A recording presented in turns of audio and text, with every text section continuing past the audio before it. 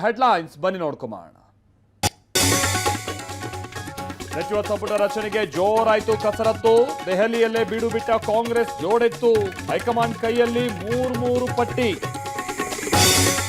ಹೆಚ್ಚುವರಿ ಡಿಸಿಎಂ ಹುದ್ದೆಗೆ ಸಿದ್ದರಾಮಯ್ಯ ಒತ್ತಡ. ಮೂವರು ನಾಯಕರ ಪರ ಲಾಬಿ.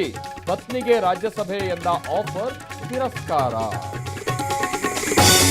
ಮಂತ್ರಿಗಿರಿಗಾಗಿ ಕೈ ಶಾಸಕರ ದೆಹಲಿ ಯಾತ್ರೆ. ಸಮುದಾಯದ ಶ್ರೀಗಳ ಮುಖೇನ ಒತ್ತಡ ತಂತ್ರ. ಸಂಪುಟ ರಚನೆಯೇ ರಣರೋಚಕ.